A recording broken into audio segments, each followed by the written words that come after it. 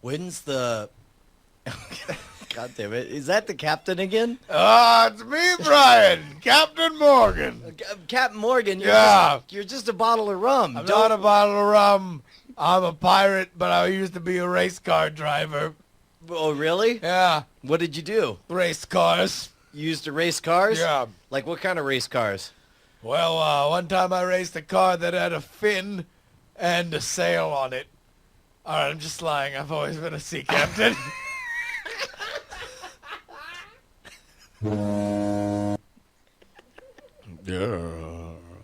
Brian, Yeah.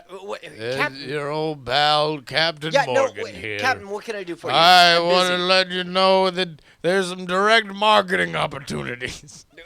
Okay. What's that? Yeah. So you run up into somebody's face and say, I love aliens. And what does that get you? Nothing. Just like real direct Couple marketing. good laughs for the captain, that's what.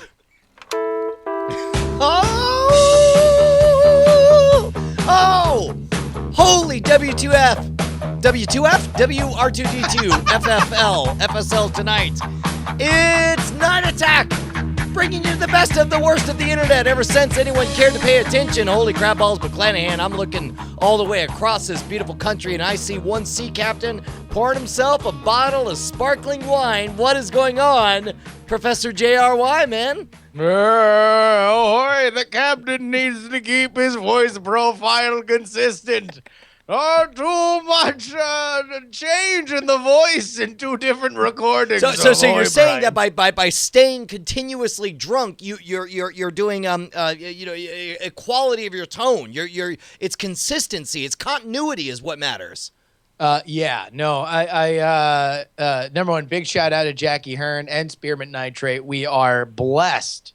We're way up. We feel blessed to have so many amazing artists that create content based on the crap that comes out of our mouths. Yeah, by the way, after last week's episode, we stayed up arguing for about 90 minutes about the titles for 6-second Captain Morgan vignettes coming to you live any second now on vine.co/wood. Dude, how's your week been, man? This is your first week of retirement, right? I know, I'm retired, everybody. I'm doing a lot of Geritol. How does one do Geritol? Well, I mean, you gotta do a little cocktail, right? Sure. You mash up the Geritol. Yeah. And you put it in a vial. And then mix it You do with realize cocaine. you kind of unconsciously slip into Captain Morgan voice as soon as we talk about substance abuse. God, but keep going. Brian. Just some Geritol. How do you do Geritol, Captain? Okay, ahoy, Brian. You know when you go and you meet an old comely lass. Okay, you get it. What at the age of 80 plus. Oh, okay. I like to call it Captain Morgan's Antiques. You get some beef jerky. You call her an antique. Got it. You want to know why I call them antiques, Brian? What? No, why is that, Captain? Because once you blow the dust off them, they're worth a pretty penny. Captain's got an old joke. I don't think you realize how offended Bonnie is in studio. We should point out that here live we have Bonnie Brushwood, we have David Rowan, and we have, of course, Bryce Neshcom Castillo. Hi. Dude, Justin, talk us through this week, man. What's it like to be in the zone and making it happen now? What's the biggest surprise? Well, number one, the surprise is that when you have a day where you don't get a lot done, you feel a lot worse about yourself. Like it used to be like, I would not have a day to work and I would screw around a lot and I play a lot of Hearthstone and just be unproductive. And then I'd be like, yeah, you want to know what? I deserved it. Mental health break. And then a day like today comes along where I'm working for myself and I didn't get a lot done. And like now it's different because I'm like, oh God, like you need to be playing Hearthstone online on Twitch because that's part of your way that you're doing things now. And it's like now it just feels way worse. But we do have one major breakthrough. What's that? Oh, the Contender! That looks like a boxed, fully functional, armed, and operational battle station, my friend. That looks like the thing that you could use to lure a bunch of rebels into a trap and blow them up, only to be defeated by midgets in furry costumes.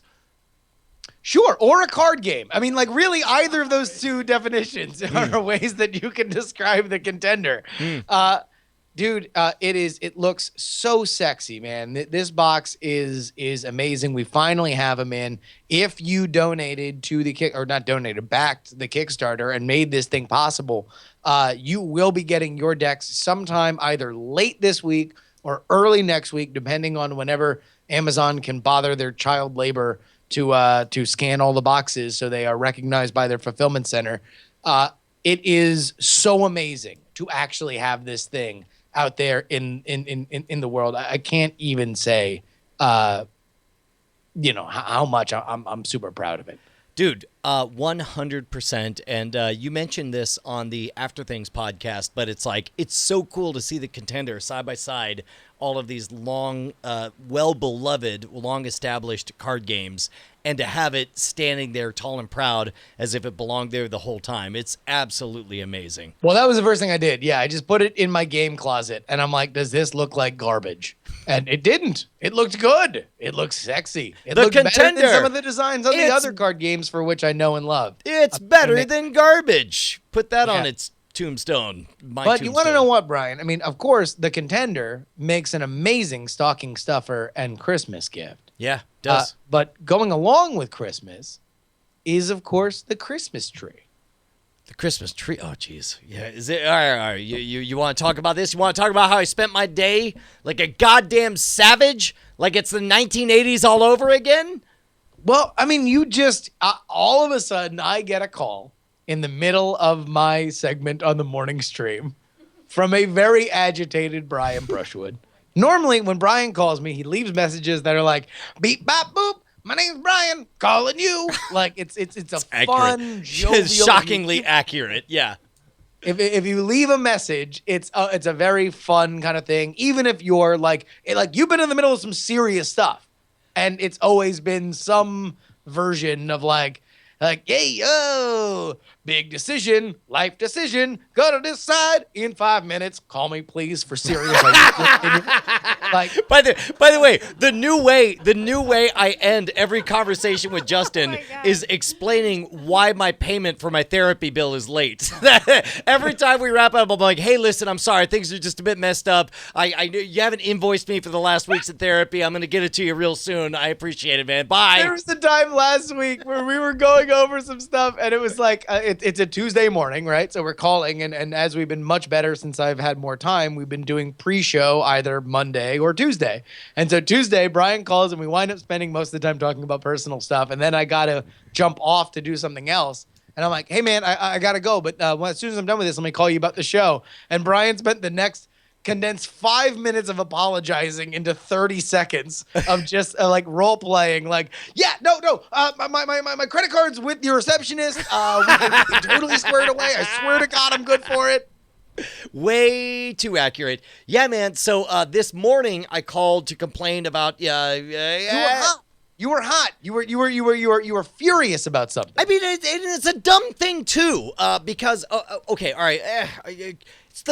It's fucking 2015, Justin. It's 2015, and it seems like in a civilized era, I should be able to go do two things. I should be able to go to Amazon, pick the 5-star, universally accepted best artificial Christmas tree, and then be done with it. It turns out that there is none. They all argue about it. There's like 3 companies that make Christmas trees, and everyone thinks they're garbage.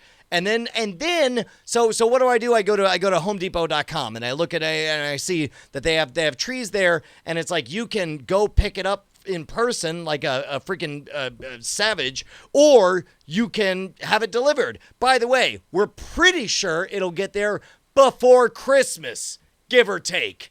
And so I'm like, no, wait, what is this? I'm like, screw this. So I get in my stupid car. I drive 8 miles. Whoa. Before we get to what you did about it.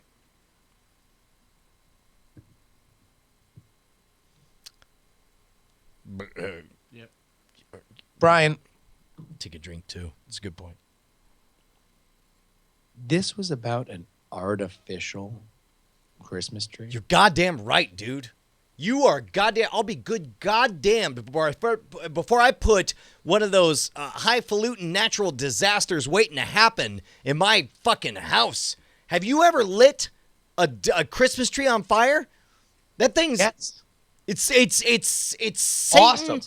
It's Satan's cackle. No. Yeah. I will never do such a thing. Wait, like the living embodiment of all joy you won't bring into your life? Two things I won't do. I will not plant a bomb in my own house and just hope nobody sets it off. Wise, I think, wise. You won't plant a bomb. You won't dig. I like to think that you're not even doing it outside. You're jackhammering the foundation of your own house and then digging a bomb underneath. That good move. Will not do that. Also, I will not plant a bomb in my goddamn house. It's the same fucking thing. That thing is a fucking artificial disaster. Living trees are an abomination. And if Jesus wanted us to celebrate his birth by burning down our house, he would have died on a Christmas tree, not on a cross like a civilized individual. Oh my goodness, Brian. I love the idea that the Christmas tree, by the way, because the thing he died on turns out become pretty iconographic for supporters of him, right? So instead, it would be such a violent and horrible death, one that's so much more brutal than a crucifixion, that it would be like, no, take this as a lesson, my followers. Never bring these things. Oh, my Jesus. The whole thing's a living tinderbox. Are you kidding me? Never, no. Okay, well here. So you told me just the Cliff Notes versions of this, and before we get into this holy war about real trees versus fake trees, I thought what you meant, and I agreed with you, was that you couldn't find the 5-star real tree. No, delivered to your house. No. And I was like, yes, that should be a thing. Because I would love to get hired by Amazon because I could like look at all the trees and be like, yeah, 3.4 stars. Moving on. Dude, I kid you not. If you're a fan of Christmas, I can imagine nothing that Satan would be more excited about than a real tree. He'd sit there saying like, "Ooh, yes, a tinderbox ready to go up at all times. Yes. Oh, it's from pagan imagery back from my anti-Christian past. Yes, please. Oh, also wrap it in electrical gizmos that might spark and set it alight. I'm Satan." I mean, they're LEDs at this point. Well, I mean, at this point, you know. We got real trees every year when I grew up, and I they love- smelled so good. So wait, Bonnie, you're into the real tree. I am. If you keep them all right, watered, listen, I'm they're coming not into a town on tinderbox. Saturday. I'm bringing a real tree. I'm stopping, and I'm getting a real tree, and I'm bringing it to your house. Well, I hope you enjoy sleeping on the porch, sir. That's the only place for campfires. I'm Satan host. I know. I like the idea that I bring a real tree in. As per your impression, Satan appears, and then you're like, "Yeah, no, we're gonna give Satan the guest bed because he deserves it more than you do. He's got a bad back. He's just showing up here for work. You're being a dick." No. So anyway, like real trees are not an option, and it's funny because that's one of those things that we used to. I don't know if you've ever shared this story. When it was just me and Bonnie, and we had no kids, we had a giant. I'm gonna say a 30-gallon clay pot that had an actual evergreen tree growing in it, and we had it out front. Oh my God, and I then forgot once a about year, it. we would get together and we would drag it inside the house. We would dress it up, and then we would, when it was done, we would drag it back out until finally it died. Brian, I think it's still there. We No, planted it. it died. It died the hell out. Yeah, no, it died the fuck. Yeah. Every year Dude, the tree here's goes up. here's how into real trees I am. Ashley hates real trees. She, along with you, thinks that they are Satan's the Satan's flip- tinderbox. Sure. Satan's tinderbox. I love real trees so much, and I just go get them and put them in the house, completely over top of her protestations, that this year because I always buy trees literally to our ceiling. She was like, I'm just going to go buy a real tree that is smaller than the one I know he will get, just so we'll have a more manageable one in the house. Sure. I am unrepentant in it. And in Florida, I used to have a tradition when I lived by myself and had very, very weird priorities that I would always go get a real tree somewhere within walking distance of my house and then carry it as if I were a lumberjack. As if you're a savage bringing it back from the woods. As if you were Jesus with your. That's what Jesus Yeah, did. exactly. Remember, And 'cause he Jesus had to bring dragged back his tree. his own tree to be burned upon. That was it was his difficult times. And by the way, Dark Redeemer says Jury's a real man. No, he's not. Jury's a son of a fraud who became a writer, which means that Jury dragging a tree back was a lot of Jury setting the tree down so he could take a rest before pulling it another 5 yards. I am weak on all levels and in no way prove my masculinity. But it was something that I like to do every year. I love it. I think that is so fantastic. So, looking at Amazon and looking at HomeDepot.com, I find a tree that looks pretty rad. It's 7.5 feet tall, which means it'll fit in our thing, and it'll be taller than me, just barely. In the all right, fuck all by three the of you. Brian forgot the best part of his dream. We'll touch back on that later. It's got lights that go from colored lights to white lights to back to colored again, which it feels Why weird do we say have that. to separate? Yes. I know. It's ruined. So at any rate, I go out to Home Depot and they don't have it. So I have to go to another Home Depot and I tell Bonnie, I'm like, look, I'm gonna go and I'm just gonna come back with a tree. Don't expect nothing. We'll see. And so I went and I did, and I did. That was my day. How was your day, sir? So wait, so you went and you got one? You got a fake tree? Yeah, no, it's pretty great, actually. It's pretty great because it's a fake tree, and in the middle is like, it used to be you had to plug in, a coiled twisted pair wire on there, but now just by tree fucking itself, the male goes into the female, Brian. and it sparks cum lights everywhere. It's amazing. Yeah. Wait, it sparks cum flakes? No, cum lights. Cum lights. Come on. That's the It'd second. be great if every hour on the arrow, Every hour on the arrow, it shoots cum flakes. Good night, everybody. I definitely act like I haven't already matey, drank we a gotta half bottle of this champagne. Ahoy, matey, no, we got it, a semen tree. I'm looking It's at one of those chat. moments where it's like I tune in halfway through what Bonnie's saying and I hear, it's the old semen tree. I was reading the classic. chat room. Classic semen tree. And let me say, if you're listening this in a podcast, you ought to join us live because the chat is really amazing. It really is. It really is. All right. So you have the tree. Yeah. Have you guys dressed it yet? Is that a thing? Dude, this is the best part. I set it up. Took like 5 seconds. The kids come home, and it's like they think I'm Optimus Prime. They're like, oh, my God! Cybertron, new Cybertron is here! And they freak out. And They're very literate on the backstory of the Transformers.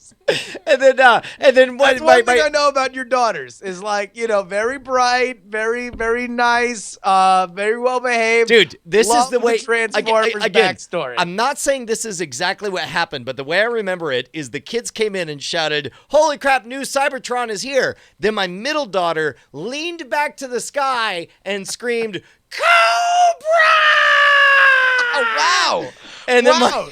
So the entire gamut of Saturday morning television was covered, apparently, in your and daughters. it was really weird because all of a sudden Bonnie started pointing at different children and naming classes for them to be. She said Ranger, Druid, freaking Healer, and then all of a sudden Venger showed up and was like, "Man, I'll defeat this Christmas tree somehow," and then he disappeared in a puff of smoke. And then Gargamel pulled out. And then it got really hot, and I turned into a Thunderbird. I turned into a car because it turns out I was Turbo Teen. Nobody remembers Turbo Teen. Never mind. Turbo Teen. Well, now they will, Brian. Turbo Teen, when he got hot, he turned into a car. Wait, got like physically hot? Physically hot, although they did play with that. Sometimes they would get him emotionally aroused and he would turn into a car. For example, when he was playing poker with a crime boss and he had to do some kind of like he was arm wrestling and he got a little hot because he had like a chili pepper in his mouth, and then he got hot and he kind of halfway turned into a car, but just enough to beat him at arm wrestling, kind of like Bill Bixby did as the Incredible Hulk. Wait, because cars are good at arm wrestling? Well, I mean, they're heavier. They don't call it car wrestling. Ah, look at that. They don't call it that at all. Why would anyone call it that? Karma. Brian, people now know about Turbo Teen. Thank goodness. Why? Because of this program that you're listening to. Yeah. Hi, I'm Justin Robert Young. Together with Brian Brushwood, we do the Night Attack podcast. Isn't that right, Brian? Yes. On the Night Attack podcast, I talk for a while, and then Brian responds with only one word. But you can support us with patreon.com/nightattack. Right, Brian? Yes. Brian's a real cut-up, isn't he? If there's one word that he could use to describe 9/11, it would be...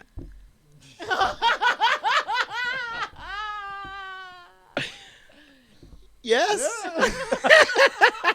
Now I know what you're thinking. That's offensive. Don't worry. We'll show him who's boss at patreon.com/nightattack. We are only 10 patrons away from becoming a 1776 podcast. That might not mean a lot to you because you're not from America. But if you were, you'd be screaming this, right, Brian? Yes. Patreon.com/nightattack. If it doesn't cure what ails you, don't come to us because it's not a medicine. Take it away, Brian. Yes. Oh, dude. Thank you to all of our fabulous patrons who patronize us. Dude, we had a plan for today. Do you want to spill it? Well, a lot of people who listen to this show have known us for a long time. How long have we been doing this show? Any version of this show? Long enough to know better. So cry, baby, cry. I would say 7 or 8 years? half a decade. Half a decade. Over half a decade, right? Yeah, six years running nonsense out our butts live on the air. That's amazing. Well, but a lot of people don't know where we came from before that. Well, okay, it's not a big secret that I did have a career in entertainment before Night Attack, right? Yeah. I mean, that would be a good way to put it.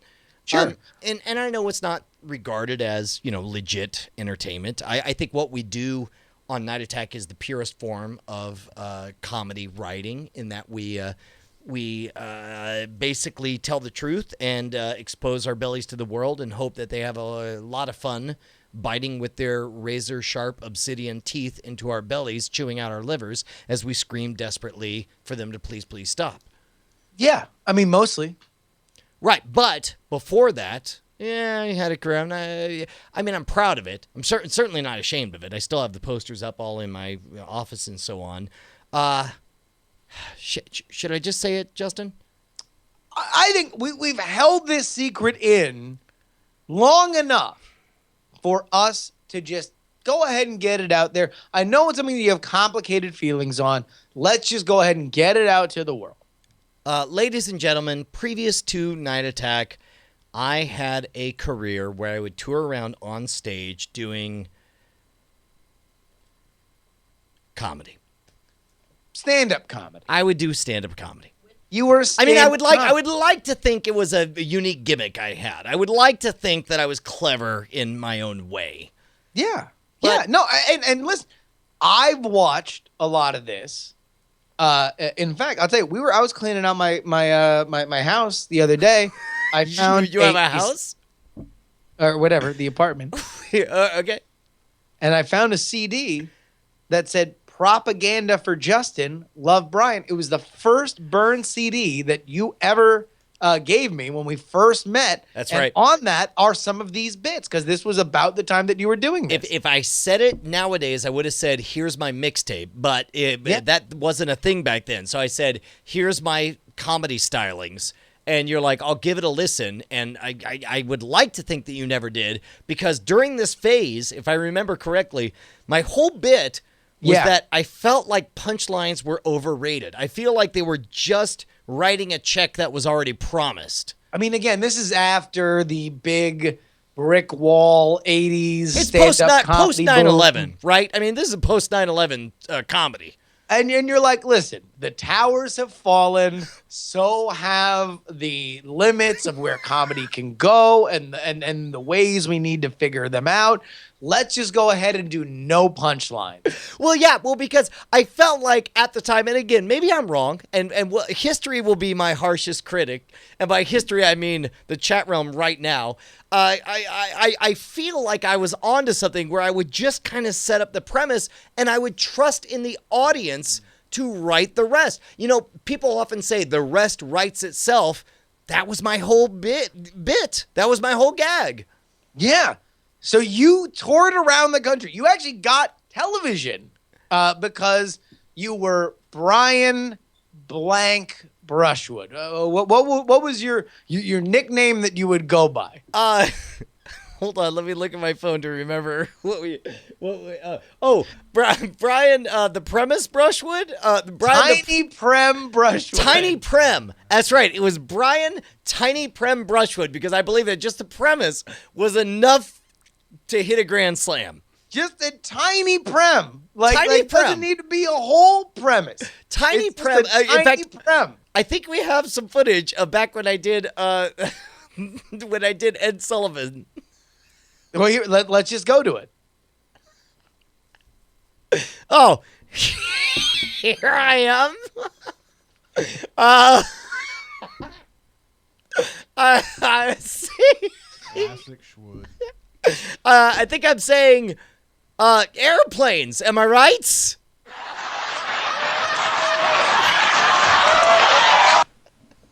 And then I would say, oh man, I got a babysitter the other night.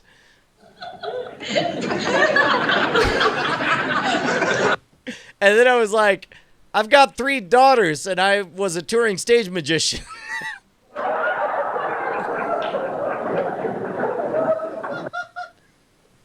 I want you to know this is killing with Neshcom right now.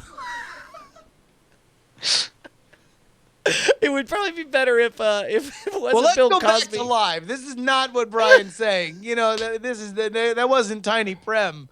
But yeah, you know, there was a lot of that. So what was going through your mind when you were coming up with some of these bits? Well, I was like, you know, you always hear that phrase, and the rest writes itself. I was taking it quite literally. It turns out it was not a great business plan, not the best strategy.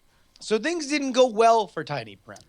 No. Eventually, during my career as Tiny Prem, not he, but me. I mean, let's admit what's what. I had to get into UFC, where I would continue to do my exact same bits, but in the fighting, in the octagon, as we used to say. So you would be about to fight. Yeah. Well, and instead of fighting, you would then do that was my while gimmick. You were fighting, you would do the bits? Yeah, that was my gimmick. What's his name? Garfield would smash watermelons. I would fight people. Garfield would smash Yes. All right. Oh, yeah. And his brother, Garfield, too. He hates Mondays, and he hates watermelons. And non-white Exactly. races. Right, and me, in fact, I think we have some footage of me. Yeah, we have a little bit of footage from that time during the mid-'90s when I would do. Here we go. Oh, I hope you don't like Mondays or watermelons, because you're not a dog, are you? No. What was that laugh? I love your cooking show, talking man. Let me beat this guy up. I got nothing. Keep going. Move the bit forward, Justin. All right. I mean, listen. So you had your time in UFC. And then where for Tiny Prem? Tiny Prem realized that it was hard to get words out when you're being punched. And when you have a fist, a gloved fist, halfway down your throat, you tend to choke on it, right? That doesn't seem like a natural avenue for a verbal comedy, a sport in which a maximum physical exertion is demanded and you have a mouth guard. Time out. Body the invisible wife with an unintentional upgrade to this bit. I say it's hard to talk with a fist shoved halfway down your throat, and Bonnie says, "Tell me about it."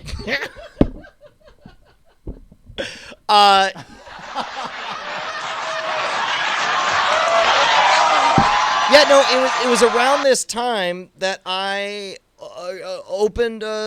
I decided the best way to get my comedy out was to crowdfund a startup. Oh, okay. So at this point, you're already a stand-up comedian with a television history. You are a UFC fighter of world renown. You are taking what was once thought to be a one-note joke of only yelling premises and no punchlines, no matter what, has now brought you to the forefront of a booming Silicon Valley. Yeah, well, I mean, I figure like the more successful the startup was, the funnier my premises would be. So here's me from again the late '90s. All of this happened in a very tumultuous decade. This was a year and a half. Yeah, here I am saying, "Do you like 311?" I like 311. Check out this video of 311. God damn it, those are definitely pussies and vaginas and buttholes. Yeah, no, it was crazy decade, those 90s. Tiny Prem. And then where did it end? Where did it all come to an end? It all ended the day Bonnie walked into the room and said, "Wow." Knock it off. What is this horse shit? I mean, that was not before, though. The one last hurrah. Famous amongst the Brushwoods and all of your close family. Like right now, you've got David Rowan in the room. I know. David, you remember the one big last hurrah, right? Of Brian's? Well, of Tiny Prem. Yeah. It's before I settled into being the scam school guy. You remember. Don't act like you don't. I don't know. I mean, what's the rating for this show? F.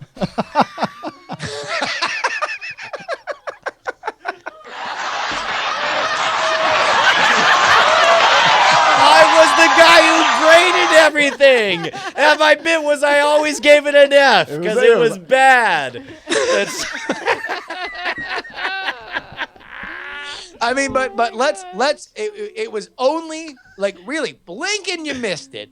It was just one final premise that you were on television and you said, and I feel like it brought everything to a close. What year was this? It was the 90s. Yeah. 97. 97. Yeah. All right, let's see. 97. Yeah, you The flappers were flapping. the flappers were flapping back in 97. The hippies were hipping. Not so much. The porn stars were porning. Well, that they were. Sugar Ray was relevant. I mean, listen, it was right there on top of the... You know how you have those memories and you just black them out of your mind because the trauma is too much to deal with? It was you're trying to just stage bring this at back out. Lollapalooza. In fact, if I remember correctly, I muscled Jim Rose off the stage. He was all in the middle of like, now get ready for this most hideous of freaks. And I was like, get out of here, Jim Rose. I've got to do my bit. We actually, Brian, I don't know if you are aware that the footage even exists for this, but footage from that Lollapalooza performance, we have recovered. So here we go. Let's go ahead and go to the live audio as it was recorded of Tiny Prem. Oh! What? Real quick, give me some echo. Just click that button there. On the there you go. Lollapalooza! It's me, Tiny Prem. I look like Steve-O, but I'm not Steve-O. I'm definitely Tiny Prem. Get ready.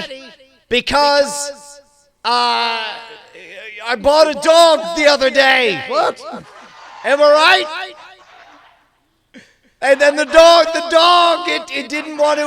It was. I had a poor time housebreaking the dog.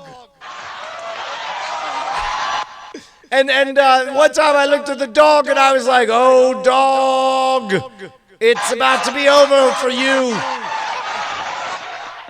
Thank you. Good night. That is the Tiny Prem Brushwood, everybody. Let's go ahead and get a big boisterous round of applause and laughter. Oh, thank goodness. Oh shit. That bit was funnier when I was doing it just for you. Oh, I don't know. I think it did pretty well. That's why you got to join us live so you can see Brian's face as he twists in the wind. So you can watch my Tiny Prem twist in the breeze. Oh my goodness. Curling up like a freaking shrimp. Aww, well, we have our like a ad. hookworm. It's like my Tiny of all Prem. This improv, Brian. It's time we get to our ad read. God damn it. Yeah, it's the same people that we've been advertising for all year. We couldn't be happier, Justin, to have them back again. Our longest supporter, Anchor Lick. That's right, Justin. Boy, do you hate it as much as I do when you wake up and your boat's adrift in the middle of the ocean? Wait, what? Oh, Brian, I've had my boat adrift more times than you could count. Yeah, I used to call it the old canker sore of when your anchor's not deployed. The old canker anchor, I used to say. You got me again, canker anchor. Here I am somewhere in the Indian Ocean. No more. Thanks to Anchor Lick, we can make sure that your boat stays exactly where it needs to be. Yeah. Using fabulous GPS technology. I love the idea of it being fabulous GPS technology. Where it's the kind of thing that'll make you the hit of any party. You show up, everyone's doing blow. You're like, who's got fabulous GPS technology? Everyone loses their shit. ABBA starts playing. You all dance in a line. Captain Fred Schneider. So Captain Fred, take it from Captain Fred Schneider. You need the canker anchor. It's got the anchor lick that you've been clicking flick. Anchor, anchor, it's for you. Anchor Lick, it's for you as well. That I was gonna say too, didn't you? Thank you, Fred Schneider. You're a treat as always. Thank you for making our show the best day ever. Hey, listen, we've all had a lot of laughs. Anchor Lick is available to you as a product, both as a package and by itself. Head on over to anchorlick.co, where you can find out all the information. And also, if you use offer code NAP, you might think it stands for Night Attack Podcast, but what does it really stand for, Brian? Night Attack Podcast, Justin. You're damn right. Anchor Lick can be yours in a second. Anchor Lick, you can make it stick. Thanks, guys. Thank you. I love the fact that it's phrased as a question with kind of a implied shrug at the end. Anchor Lake, you can make it stick.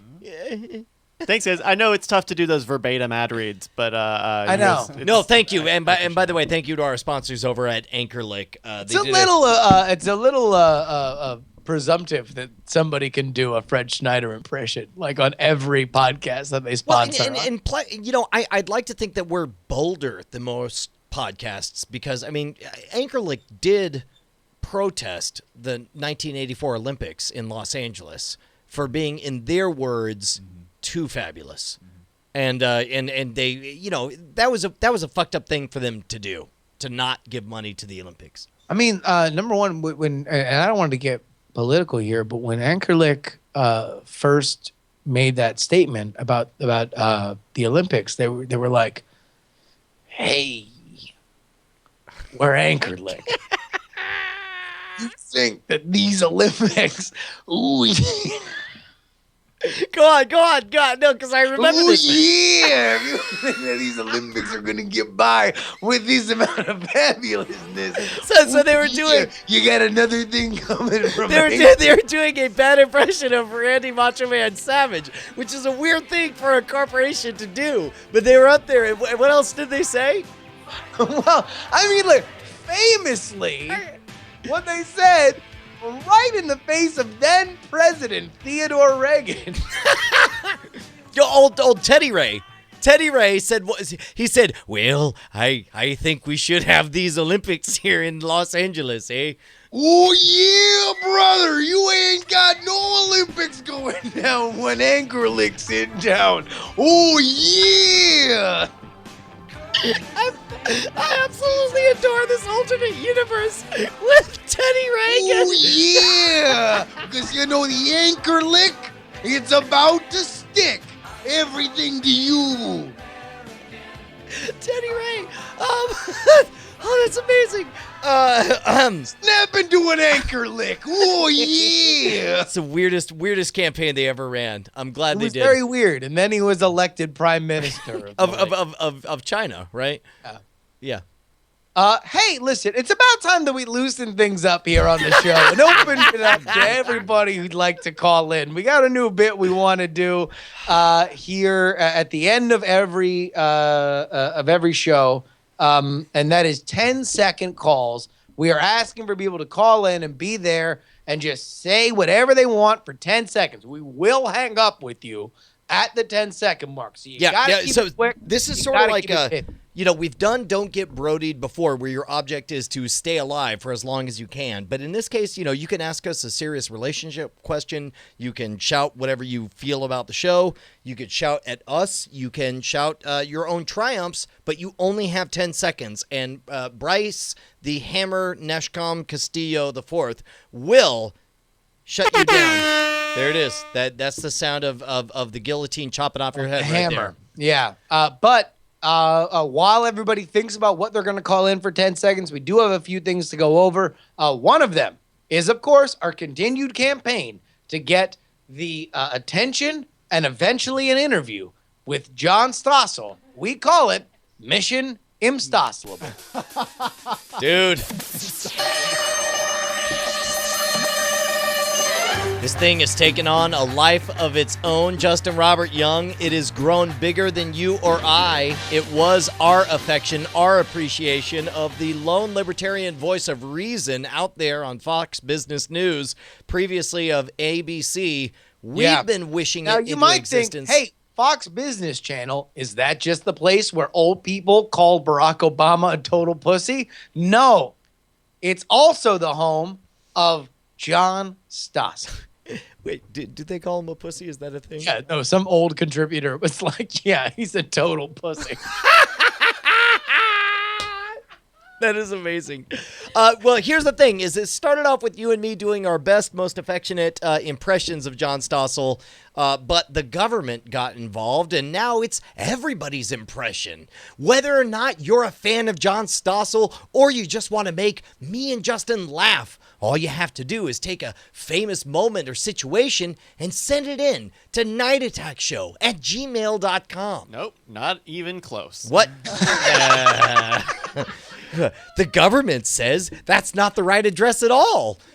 To In which I fact, say, all you have to do is email mail@nightattack.tv. It started simple enough. You just do an impression of some kind of famous movie scene, and then you send it into Night Attack, and apparently they'll play it. In fact, we have this submission right now.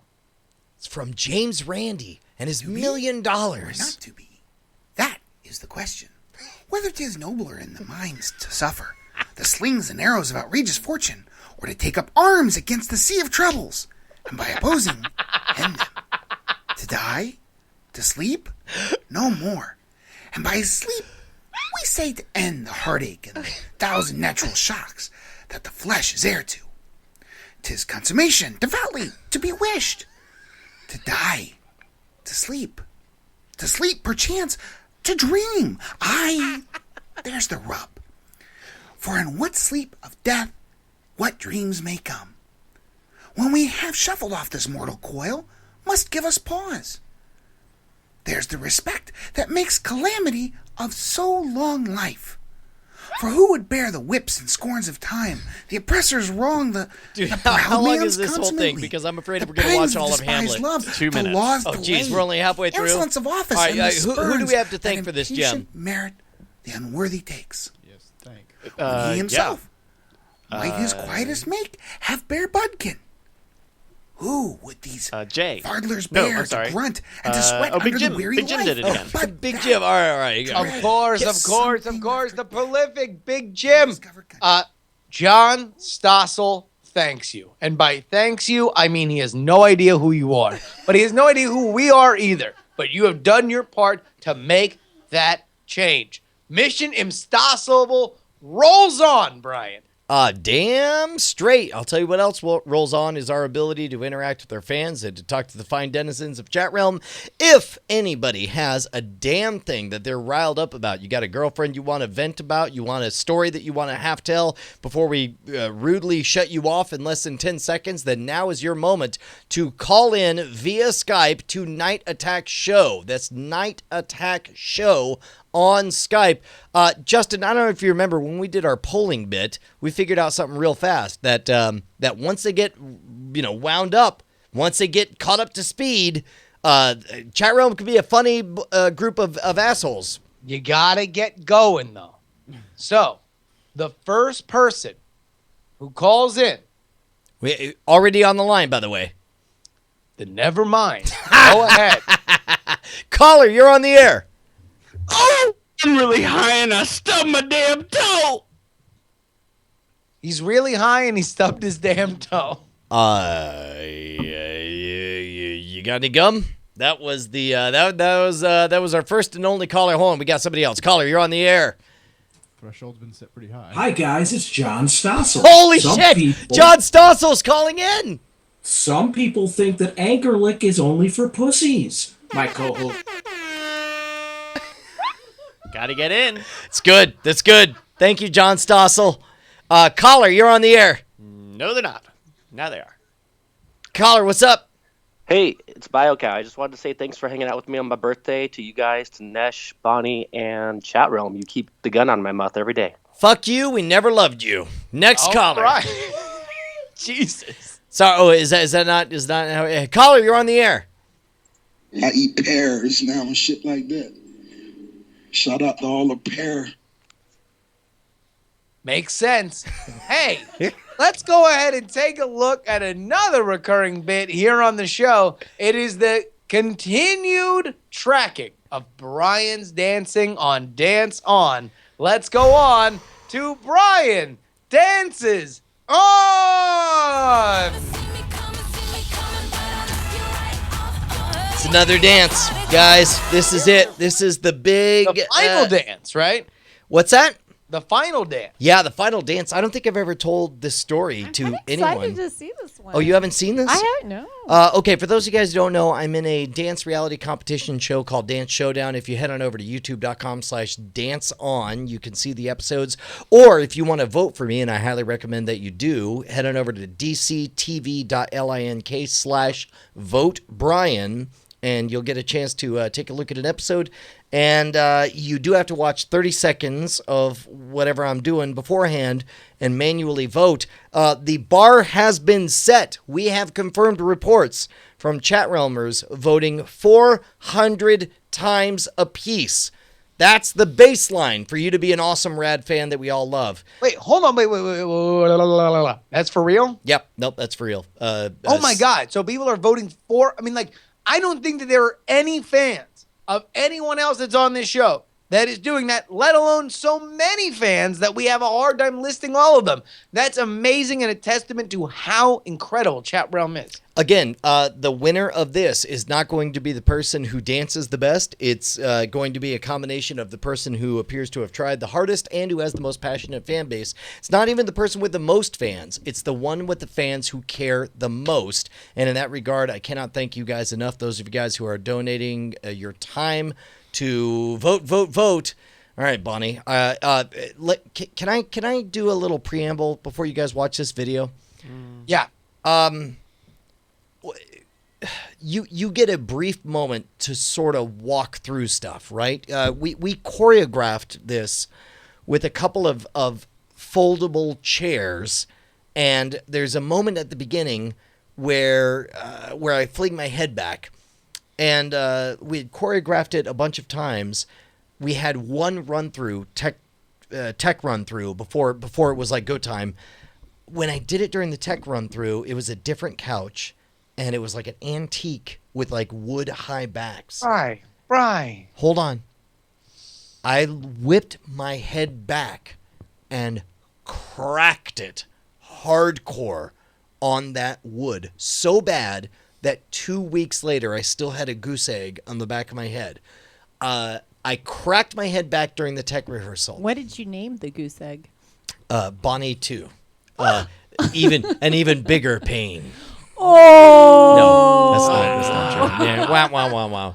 No, I cracked my head, but the music was playing, and this was our one chance to do a tech run through, and we went through it, and Bryn, with all the patience that comes from a consummate professional, looked me in the eye and said, "Okay, that was really bad, and we need to do better." And that was my preamble going into our actual performance with the back of my, and again, what am I going to be, a baby? I'm like, I hit my head. It really hurts. It's like, nobody cares. Yeah. I cracked my skull. You could have just gone back to Tiny Prem and said, I hit my head. I was tempted, Justin. But I did not. And instead, this is what happened. The theme was blurt out t-shirts. Okay. Well, we had onesies on. I was wearing a bat person, and she was wearing a Supreme Man, and both of which are blurred out. All right, here. Let's just take a look here.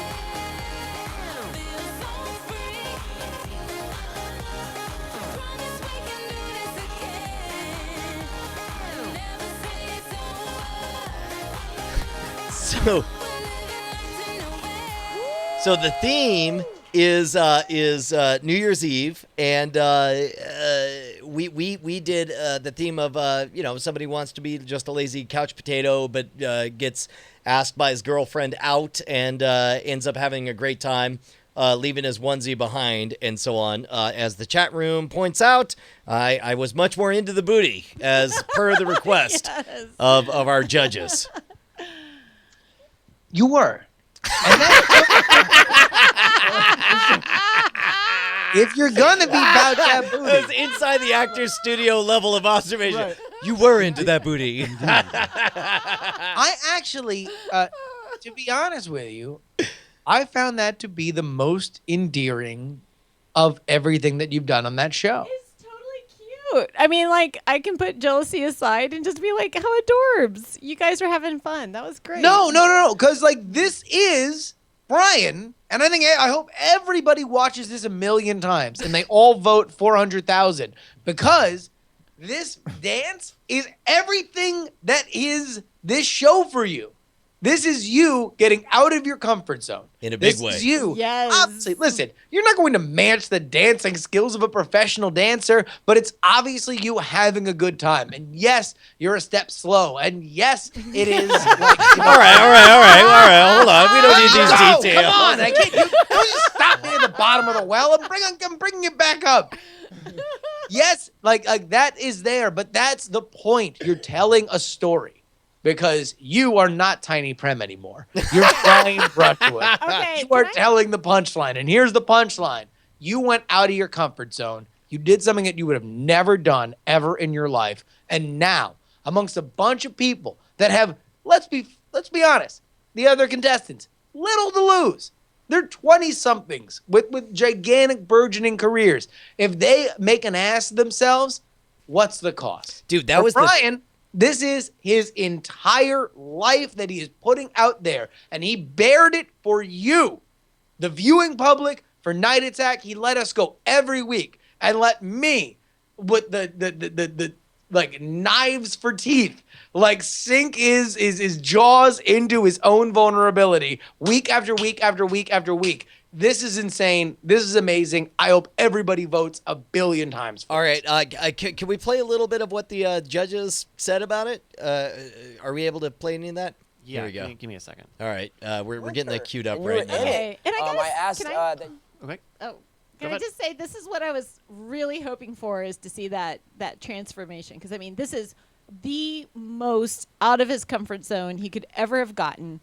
And like I was just like, I think it'd be great for our kids to see that. I want to, and I think it's great for other people too. Like I've been watching, I like to follow the fans on Twitter, and I see them talking about job interviews and like, oh my gosh, it was so uncomfortable. And getting out there and just trying for things, and I think that's really great. I mean, to get out there and set a good example. It's like, guess what, kids? Life is uncomfortable. Yeah.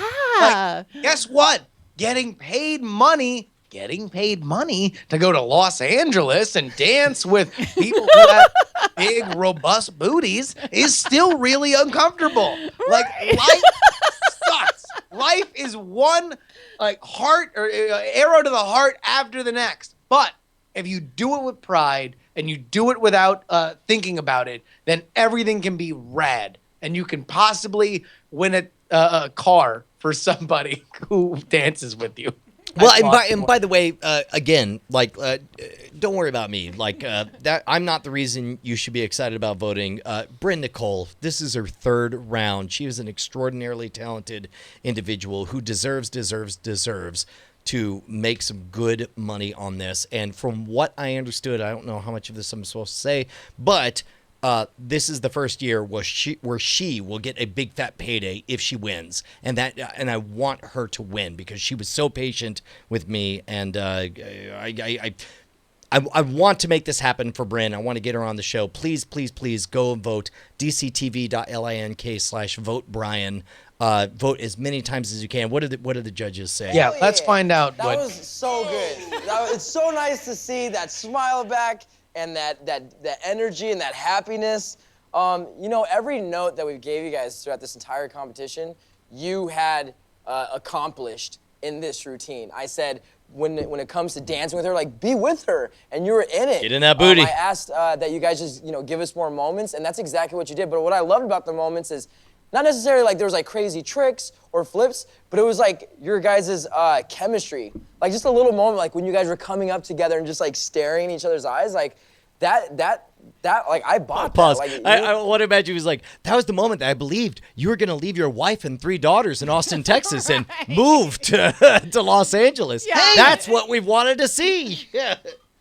Believe it. Like, because it's not real, right? Like, just sell that. And by the way, compare and contrast Bryn's face right there in that still shot to the one she was shooting the judges in the last video. I believe she was definitely happier with this one. Trying to sell it, and I bought it, and you guys were just enjoying each other so much. To be thrown on the ground, like Bryn does. Like her stuff, she likes to go to the ground and do some moves, right? And you did that, and that's tough to do. That is another thing, man. It's like we were on the ground, we were dancing with blankets, which is a difficult thing to do, to choreograph moves with a semi-fluid object that is I don't being know. tossed I think back we do and that forth. all the time, Brian. All right. I mean, I feel like I need to assert Brian some dominance dancing, over here. it's better than a blanket. It's better than a blanket. And he bloodied his feet for this. Oh, dude. Yeah. I don't think I don't think it's even clear when you watch it. I was barefoot during this, and so it's like I clawed the hell up out of my feet. Definitely. Let me hear more of what they say. So excited. The joy is back. This is by far one of the best performances thus far, and let me tell you why. I feel like it's the first time on Dance Show that we've had a contemporary dance routine. The other thing, there was some technical things in there, like I said, like a pullback. You know what I mean? You drop to your knees, even though I was like, oh, thank you, Jesus, he has knee pads on. But there were some very technical moments within that choreography that you executed like a champ, and you kept what was so special about you, which was your joy, the love of movement, and the entire reason why we do this competition. Steve. Yeah, you really brought me into the moment.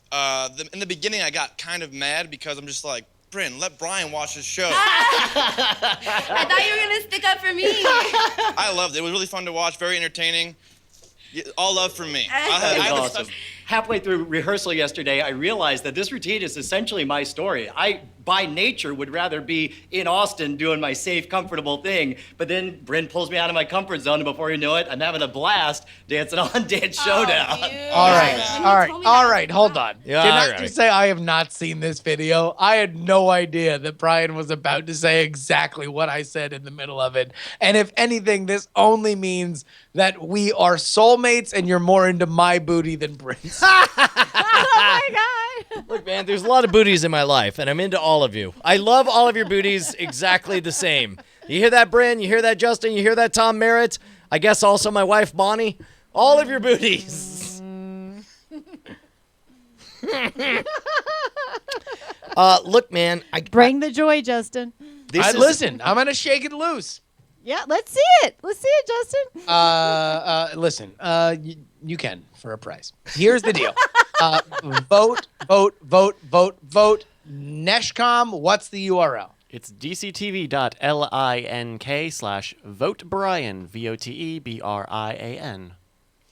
Yeah, man. And for the record, the standard is 400 votes and counting, because you could vote as often. Somebody asked, how many votes do we get? And the answer is all of them. You get all of the votes. This is a popularity contest.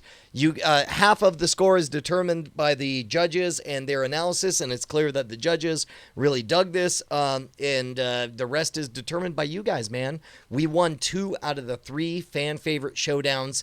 This is the chance. If everybody gathers together, we can win a there's only one reality more. dance competition.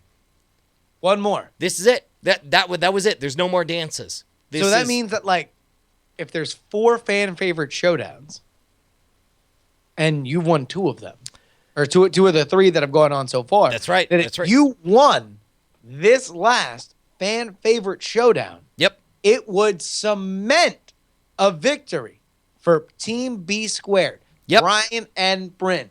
And I would say the crowning achievement of Brian going out to LA and showing his ass in the metaphorical sense and not the literal sense like Bryn did, for you to go ahead and make your dreams whole of stepping out of your comfort zone, then chat realm, you owe it to Brian for letting us mock him relentlessly to go ahead and vote right now at what URL, Neshcom?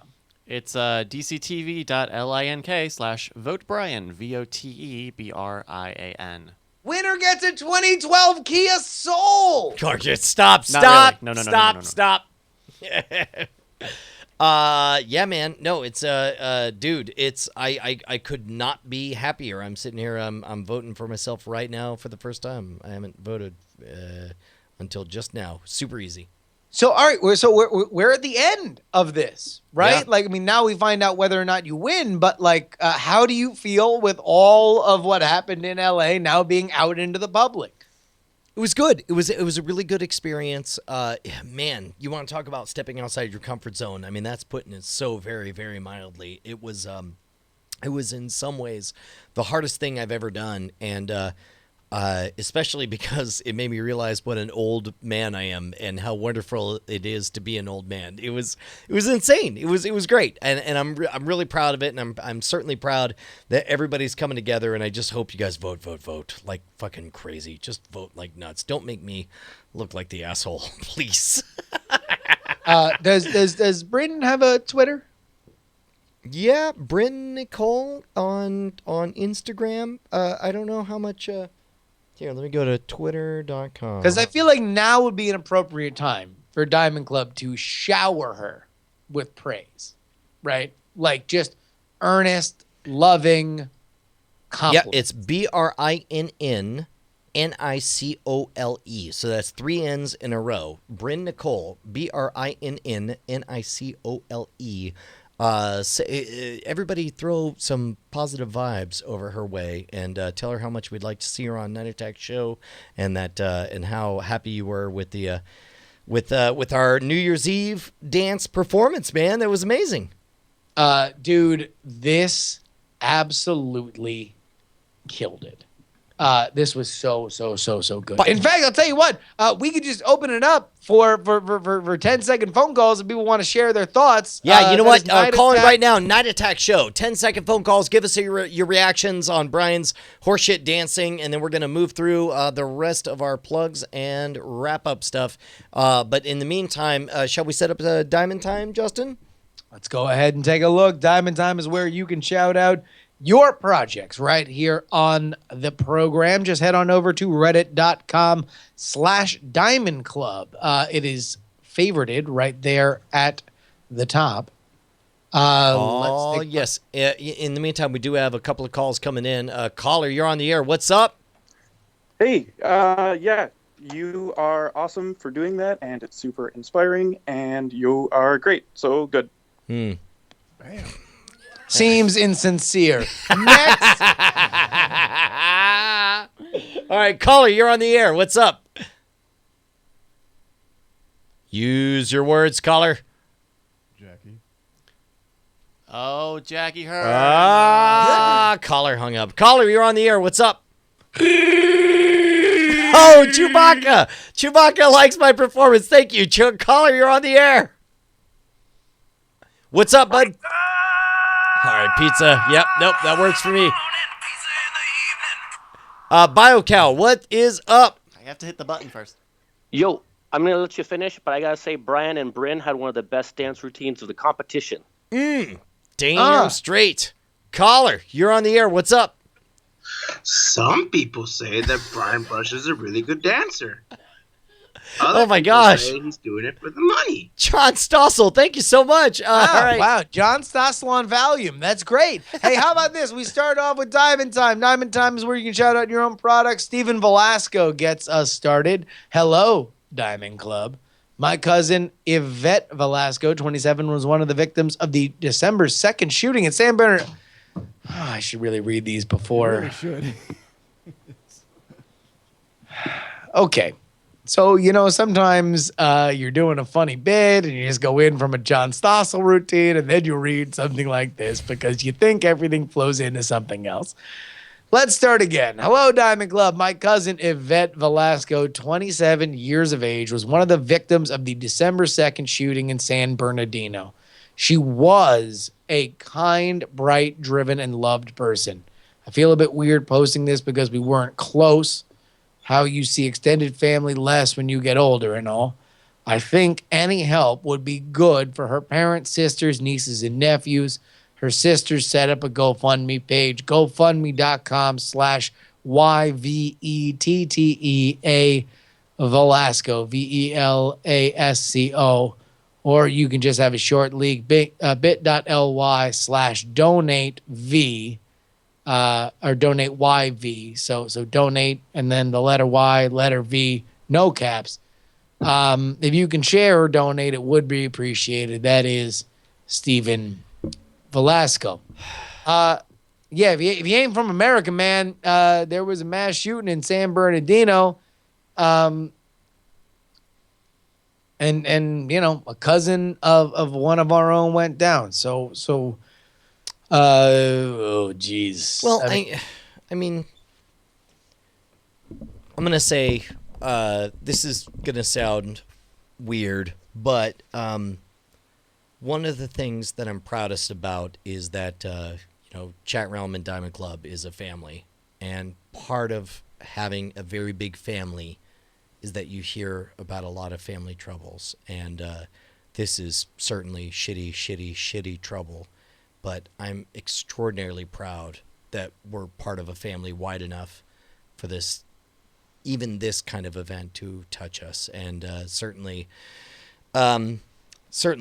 GoFundMe.com/capital Yvette, capital A, capital Velasco, or bit.ly/donate YV, all lowercase.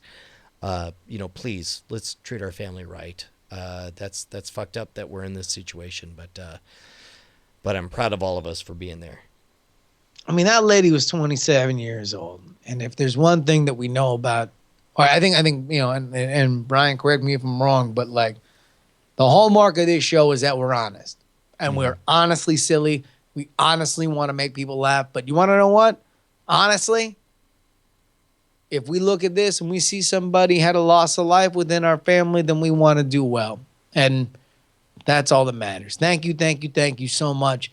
I mean, and again, this is Stephen Velasco. Like he uses his full name on the Reddit and in our chat room all the time. And Yvette Velasco is now no longer with us because of some horrible acts. If you can support their family, please do. Yep. By the way, Zem the Mattress in the chat says this isn't supposed to get all serious and subdued all of a sudden. The show's not supposed to do anything. It does what it does, and that's part of the electricity that we're all part of, is that we see what happens. And in this case, it turns out reality hits us listen, man, sideways. guess what? This is life. This is what happens. Like, sometimes you are flying high.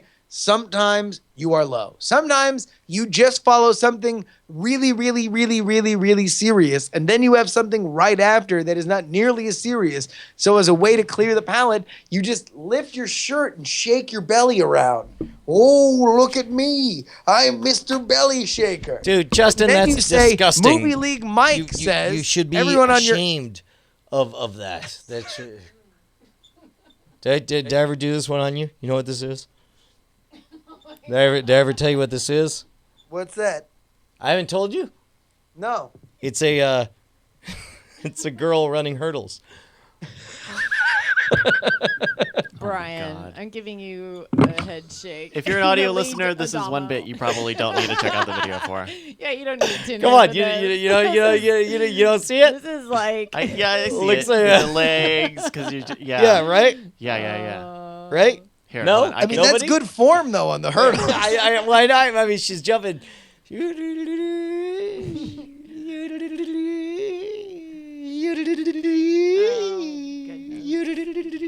This has all been a distraction and palate cleanser, so we let you know that Movie League Mike says everyone on your holiday shopping list wants tech, but how many are worthy of you dropping $1,000 on an iPad Pro or a gaming laptop?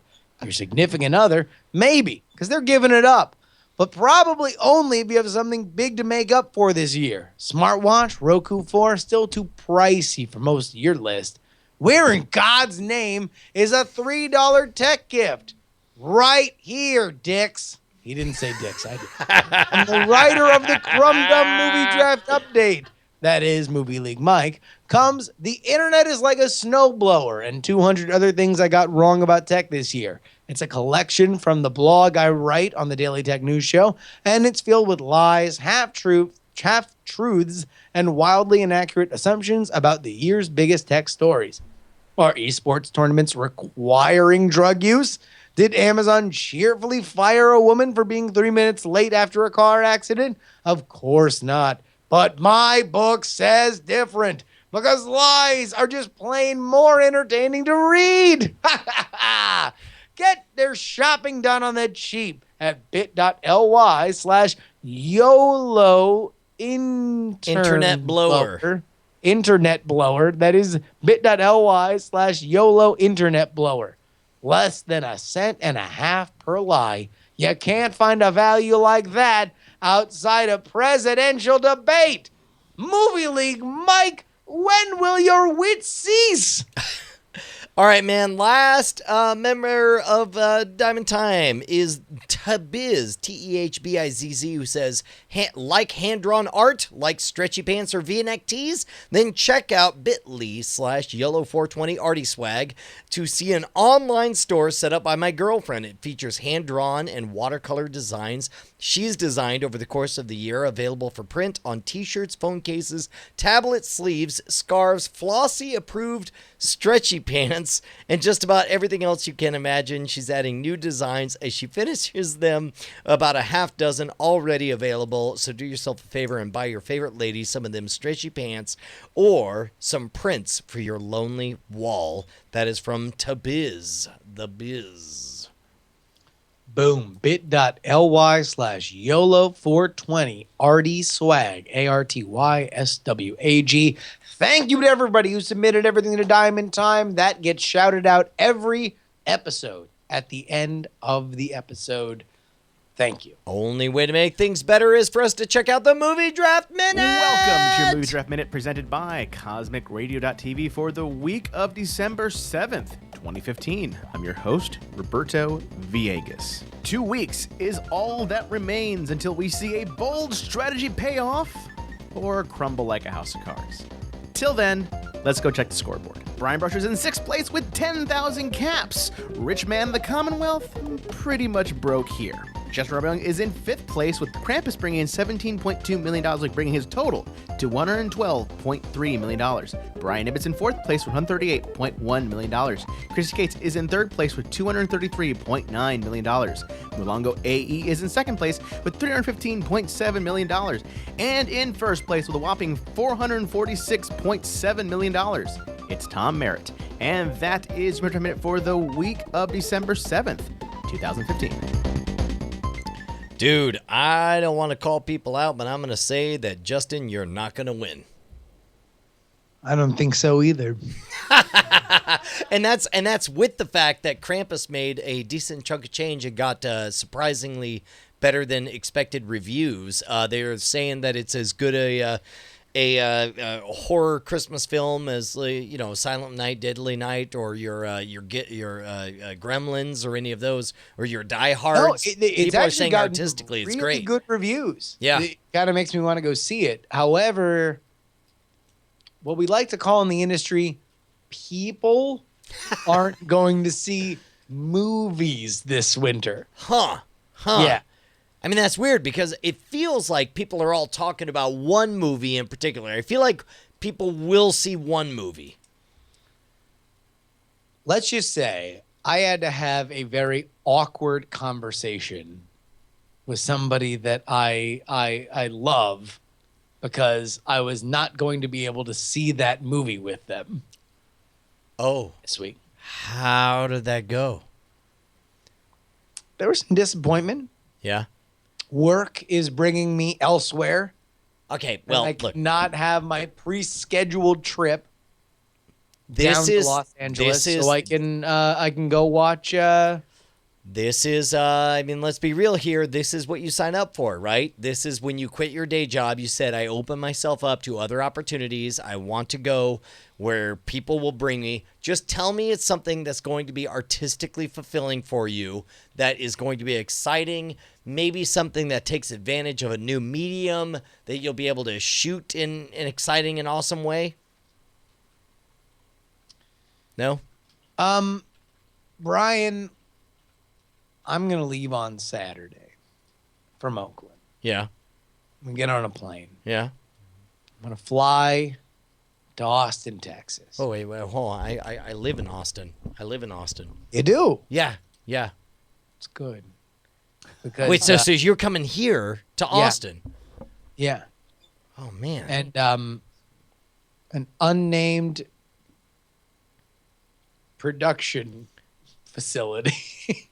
Wait. Are you implying that you're going to fly to Austin and the two of us are going to work on something produced by an outside moneyed interest, and that we're going to be able to have an exciting time that people will be able to experience as if they're there with us while they are while all this stuff is being recorded? Ryan, I'm saying that anywhere between 8 to 10 times they will be able to enjoy the adventures. Holy crap! You're talking like 8 to 10 times that people are going to be able to step into a teleporter and be there with us as we experience all kind of exciting adventures right around this holiday season. We're going to go out of our way to be as funny, as entertaining, as exciting as possible, and they're going to get to be there? Now, let me just point this out, because a lot of people are jumping to conclusions. Yeah. Number one, I'm not going to be on Scam School. No, fuck that show. Number two, Brian and I are not moving into a big studio or anything. No. This is a limited engagement that I will guarantee will put you more immersively into unique Brian and Justin adventures than you have ever been before. I think that's the best way to put it, and I'm not going to add a damn word to it because that sounds awesome, and I cannot wait to do it.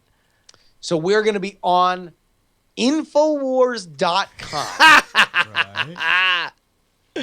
Just kidding. We're not going to be on Infowars.com, but I will probably try to bring a copy of The Contender to Alex Jones while I'm in Tomato Meister might be the closest that I've seen in the chat. Wait, hold on, What did he say? Which one? Tomato Meister? Tomato Meister. Yeah. No, I mean, certainly. Also, you, Nuke Jello. Yeah, no, all right. So let me just say this. It's awesome. It's rad.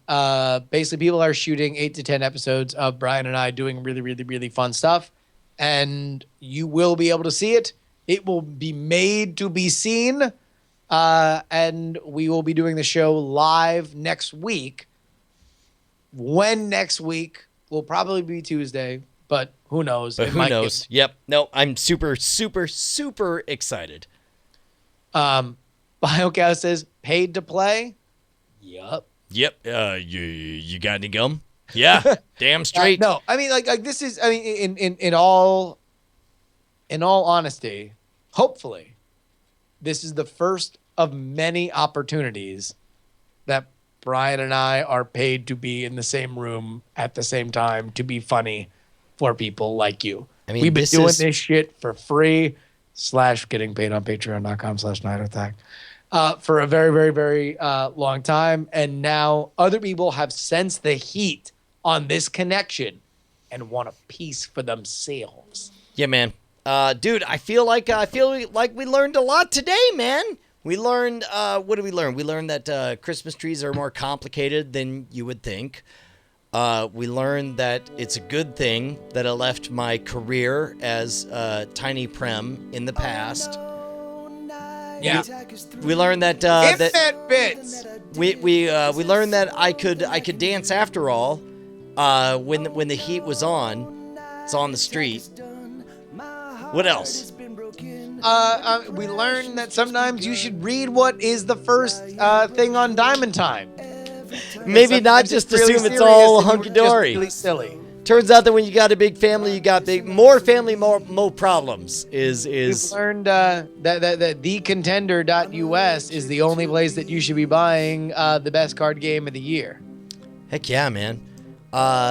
We learned that you finally got into that booty. Yeah, I did. With a cracked skull and a goose egg on the back of my neck. I did my best to be all up in that. Much to my wife's delight. My wife was delighted that I was so in that booty. With that, we say... Bonnie just pulled the mic up to her face, stared me in the eye, and shook her head slowly. If you've ever seen, Happy Gilmore, when Lee Trevino shows up and just shakes his head slowly, that's what you just missed. Dying of fire. See you next Tuesday. Diamond Club hopes you have enjoyed this program.